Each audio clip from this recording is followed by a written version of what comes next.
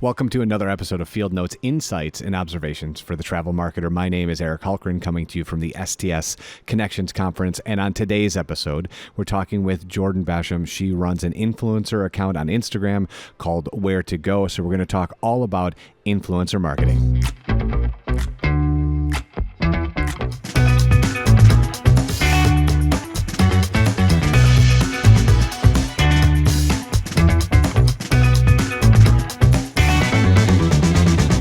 And welcome back to another episode. I'm with Jordan. How are you, my friend? I'm good. I'm so glad to be here today. And then I finally get to meet you. Yes, you do. The Instagram handle for everyone who's playing along at home is Where to Go, but it's the Cajun spelling. So if they don't know that, give them the spelling. So it's Geaux.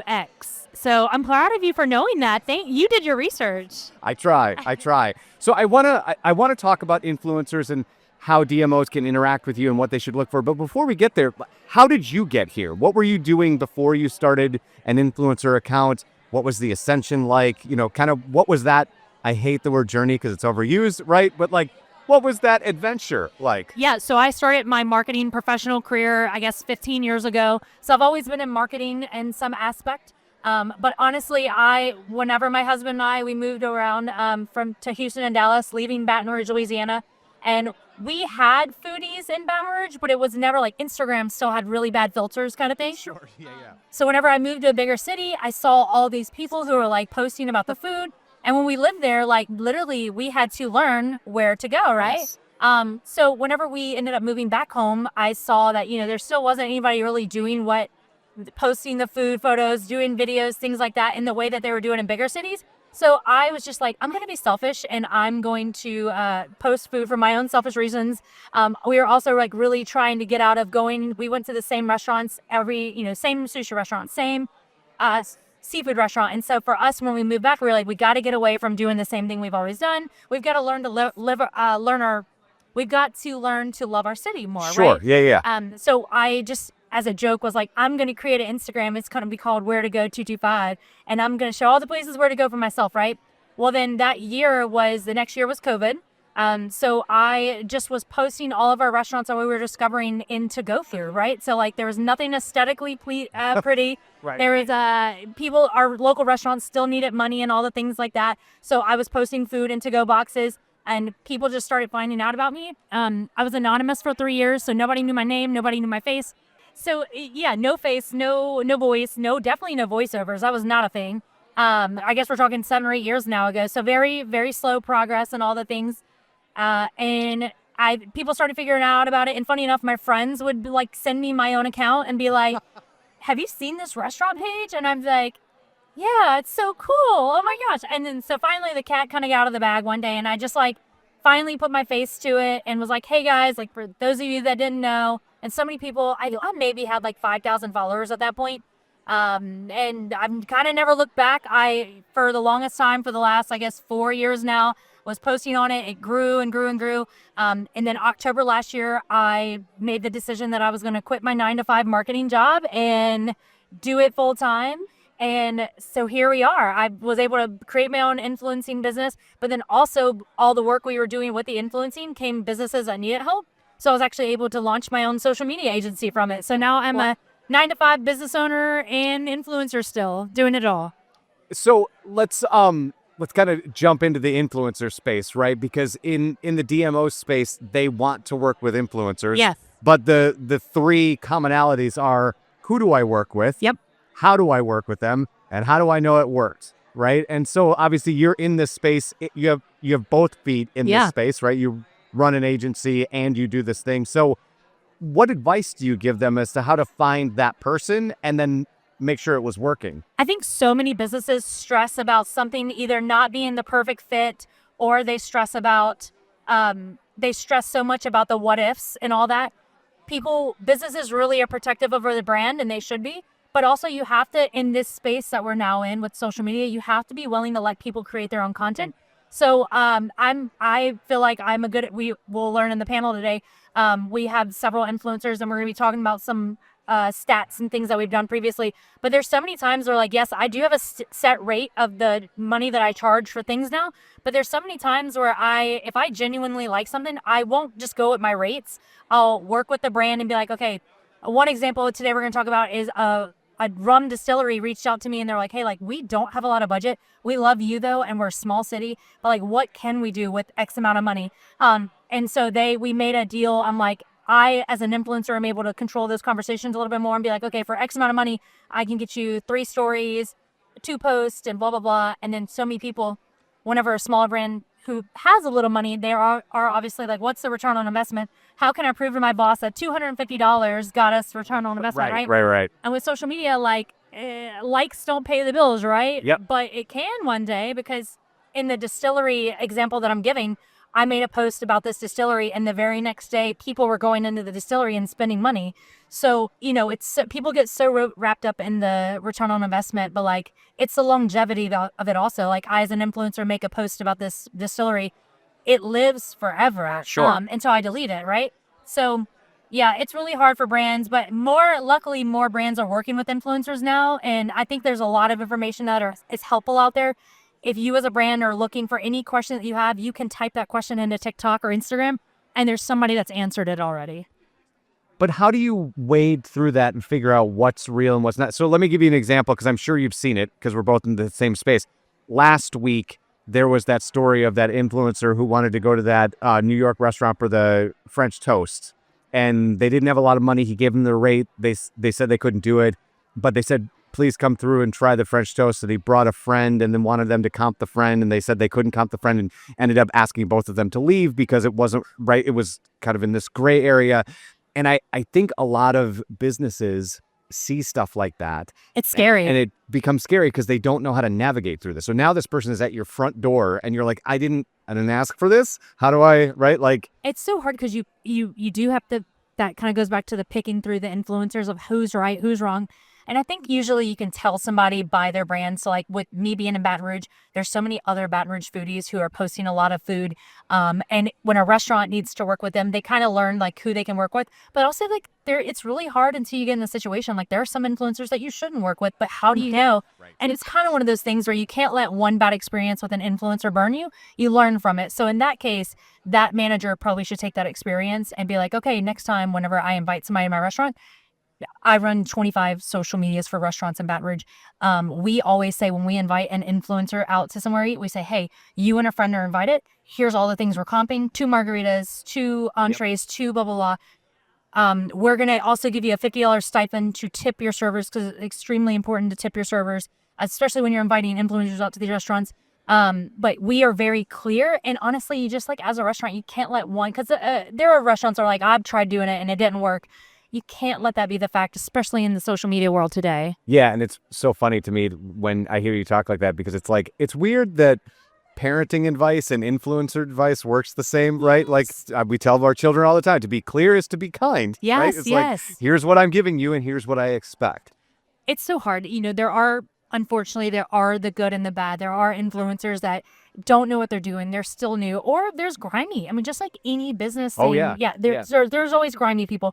You can't let that hinder you then, because like you might work one influencer and have a bad experience, but then you might work with another one who might change your business for your life, for your entire life, Keith Lee is a great example of that. Like when one restaurant works with Keith Lee, their business has changed forever. So like you might get one shitty one, but you might get one good one. So let's talk about Keith, because he is a great example, but he's also a little bit of that cautionary tale. And here's what I mean, right? There is an entire website that is dedicated to all of the businesses that went out of business because they couldn't handle the exposure from diners, drive-ins, and dives, right? Yeah. And so there's that dance you have to do, because if you only make, let's just stick with pizza because everyone can understand, like if you only make 20 pies a night, and all of a sudden you go, 100 people need it, and now 100 people want it, and it breaks the business. Yeah. And so that just goes to the homework of trying to figure out who does what, and because in every space, especially with what you're doing, everybody wants virality, and really they probably don't, right?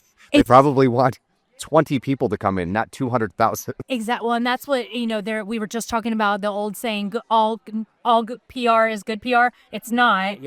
And like, just as much as you invite these people out to your restaurant, if you have 100 people every night come up and they can't eat, that negativity is going to kill your business. So that's where like we really try to start with businesses, with our influencers on the agency side. We have these people go in and we're like, oh, let's focus on brunch.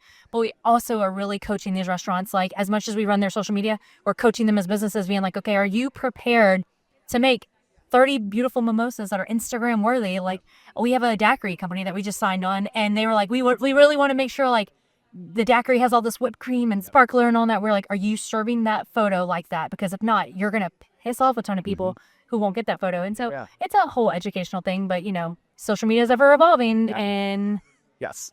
like the thing that works for you today isn't going to work for you tomorrow, and you can't let the unknown scare your business. So let's talk about that evolution, because I feel you have an interesting answer to this. Jordan, how are you using AI in your work, and how has it changed what you do on both sides, right? Yeah. Well, so on the agency side, we use AI to take meeting notes for us. That way, whenever Which one are you using? we use, are you familiar with HoneyBook? Yep. Okay, I use HoneyBook. So I love HoneyBook. They have an integrated system that as soon as you log into a Google Meets, it connects really great. I actually won an award recently from the HoneyBook team for like top 5 businesses. Oh, that's awesome. Congratulations. Thank you so much. But they flew us out to their corporate office, and we got to learn all about their AI capabilities.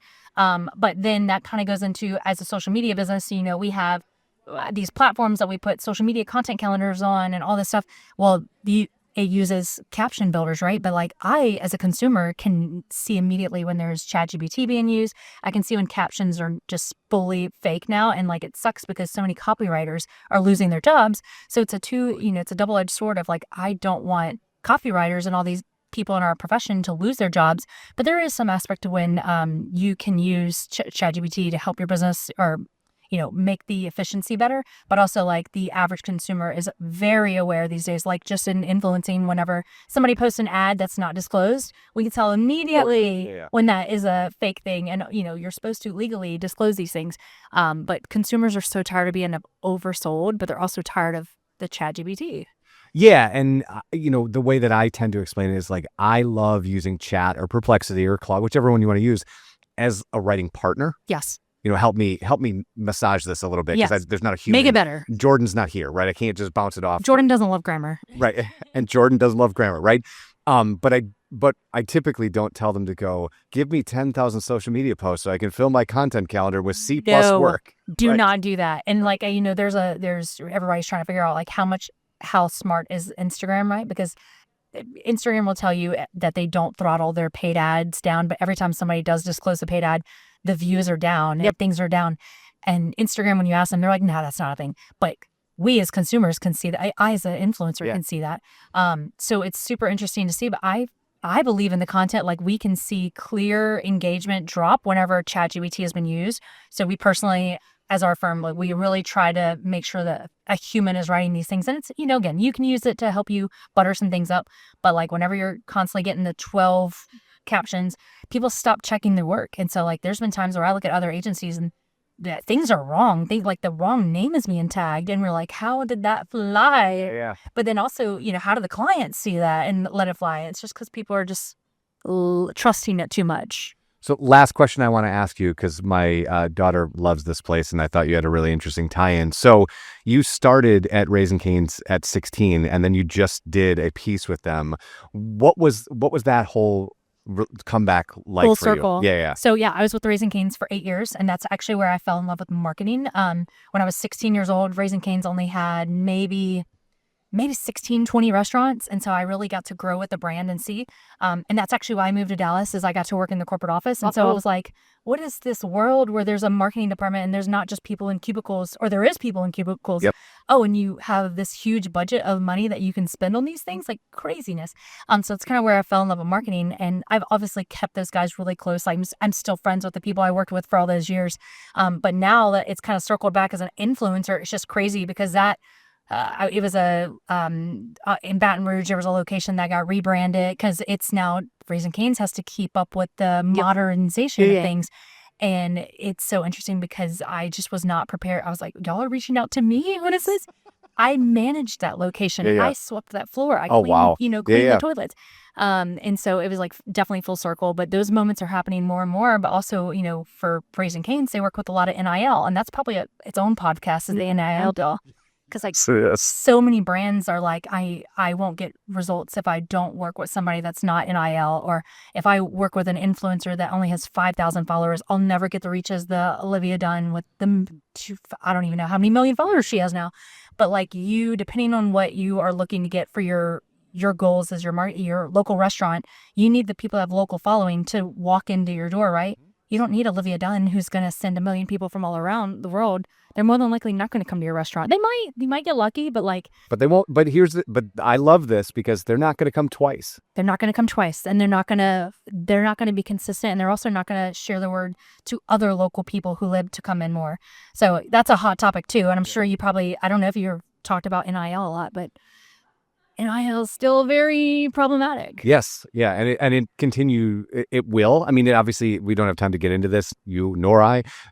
Long time coming, but still has some issues to work out. A lot of issues, and people get so stuck in I can't afford to work with, a $3 million budget, but you can't afford to comp somebody's meal. You can't afford $25 for them to pay their server or tip.